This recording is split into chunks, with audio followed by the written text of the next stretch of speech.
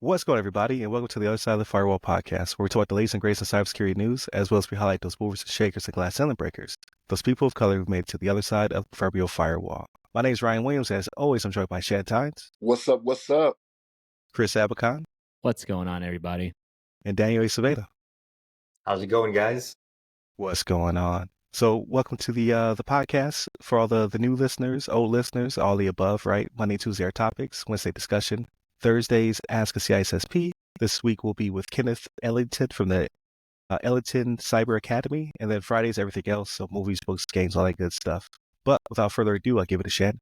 All right, everybody. This article comes from TechRadar.com, written by Benedict Collins, and the title of this one is "Ransomware Crew Poses Microsoft Teams IT Support to Steal Logins and Passwords." Right, this is an age-old one that always works. Right, pretend like you're somebody out to help someone, and almost always just willfully give you access to whatever you need. Right, I remember Dell used to do this. Right, like whenever you needed help with Dell, they would have you install the software, blah blah blah, go through and do all that. Well, it's something that's already tried and true that you know about that they're just utilizing, right? But what they're using now is new technology. You got to advance with the times, right? So they're using Microsoft Teams to make this happen, right? So what they're doing is they're inundating people's email boxes with a bunch of stuff, right? They're saying, okay, they're sending a bunch of trash, so then you can't delineate. You're like, hey, I got all this stuff. You're not paying attention. And then all of a sudden they hit you up. And it seems like something's going on, right? They hit you up and say, hey, we need to help you out. You're having these issues. Go ahead and install this software, right? Boom, you do it. You're like, okay, this sounds legit, right? I remember, just like I said, right, back in the day, Dell used to do this, right? So it seems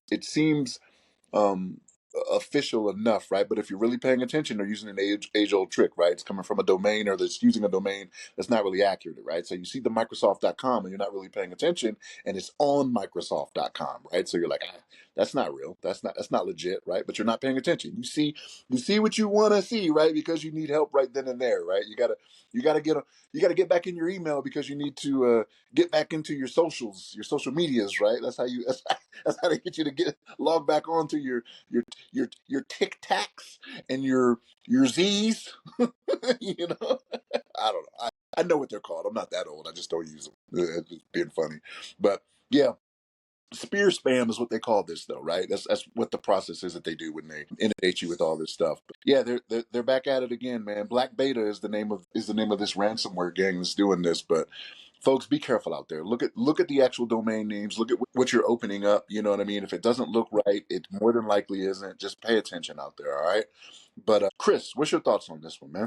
So I think it's a pretty genius idea to be utilizing Microsoft Teams, and I want to highlight the fact that these guys were using an Entra ID tenant, which is essentially an Azure Active Directory tenant, right? So all the check this out. So this is like hacking as a service. They're using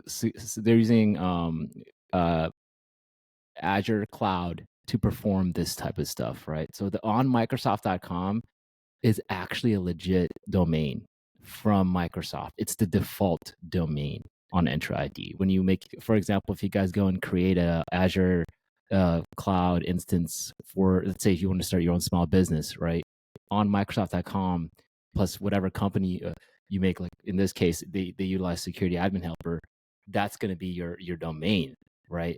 But it's actually, honestly, I'm like, dude, that's genius, right? So they utilize, you know how when you have Teams, you can go into somebody else's tenant as a guest, right? But they're doing this like an entirely backwards and in just ingenious way. I was not aware of that because I've never seen that. Yeah, so if you go on Azure and just create like get like a trial Microsoft Office 365 for Business account, right? And you go into like the Entra ID, and on Microsoft is actually the default like domain, right? It's gonna be like your name on Microsoft.com, or your business, right, at on Microsoft.com, right? All these guys did is, your help desk at on Microsoft.com. Chances are, at a quick glance, you're not going to notice, it says Microsoft.com on it, especially because it's on Microsoft.com. I'm like, that's actual, Microsoft domain.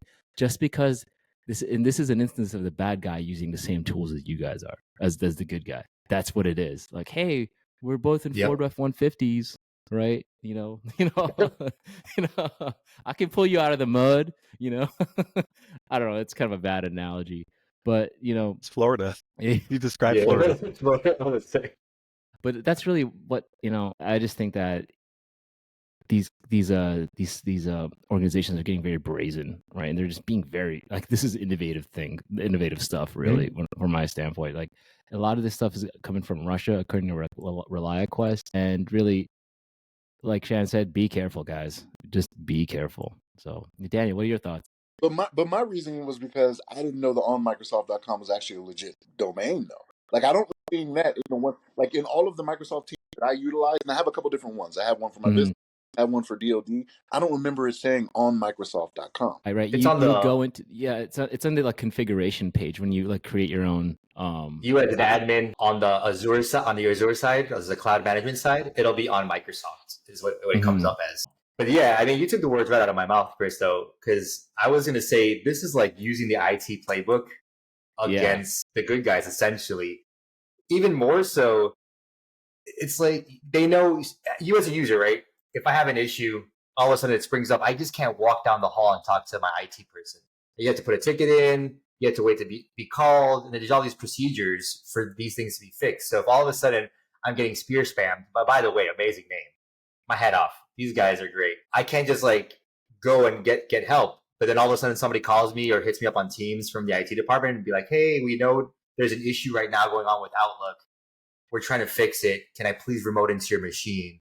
I need you to download this stuff so I can get in there and remediate all this stuff." It's really hard. This is a really advanced, but as simple as best. It's a really advanced tactic, but it's very simple and low level.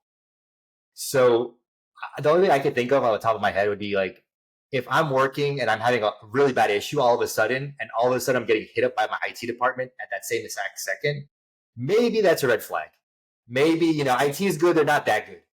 So make sure to verify your IT teams. Like, you got to know these people. Like, it makes sure it's right. They almost always will put out a notification for you to reach out. Like my experience has been, they will put out the notification saying there's a problem, reach out to them, right? Which you know how to especially if it's systematic or if it's widespread. But this is also a big corporation or big industry's problem. You have a lot of users.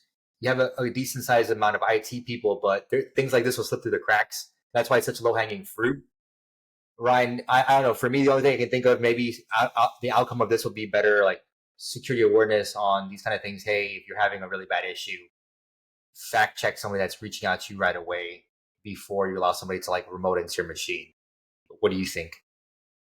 Yeah, I think you guys verified that you should zero trust means trust no one, right? Like, so regardless if it's a framework that's actually put in within your organization or just you being hyper vigilant and aware.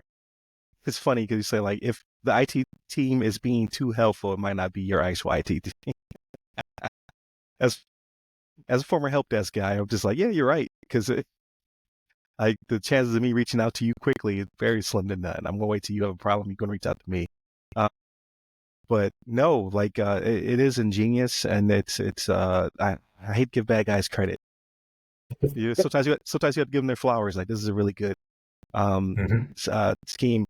My whole thing is like, yeah, it is a little too convenient, but on top of it, you should have multiple channels, right? Like, so at my work, like we got a Slack, we have Teams, we got email. You can always make a Teams call. There's several different levels before I just automatically jump onto something. Even to the point where they did a little sphere phishing simulation, and I contacted my supervisor immediately because I was like, oh, this looks like, kind of check, because I'm a consultant. I'm not on the IT team or security team. You know what I mean? Like I do something different. So when I saw it, I thought someone was actually trying to get us. I had annoyed my boss because I kept reaching out. She was like, just report it and then go about your business, basically. Like the friendlier tone, right? But I was just like, and then it finally clicked. I was like, oh, it's probably a campaign. And I'm throwing flags out here. I'm like, hey, did anybody else see this? But no, like, again, this is a very ingenious way of conducting nefarious business. And you just have to be paranoid. Like, just be careful of whom you're contacting and how you're contacting. Talk to your coworkers, see if they're also having these issues, things of that nature. Like, just be kind of annoying, right? Like before you are trusting to one of these entities. But please continue to check us out throughout the week. Monday, Tuesday are topics. Wednesday discussion. Thursdays Ask CISSP. And then Fridays everything else, movies, books, games, all that good stuff. Hit us up by all the socials. I go by our name. You can hit me up personally. I'm at RyRy Security Guy. That's RYRY Security Guy. You can find me pretty much everywhere, but LinkedIn is where I respond the quickest. And where can they find you, Chris? You can find me on LinkedIn under my name, Chris Abacon. Last name spelled A Bacon. And you, Daniel? Yeah, on LinkedIn under my name, Daniel Acevedo. There it is. Stay safe. Stay secure.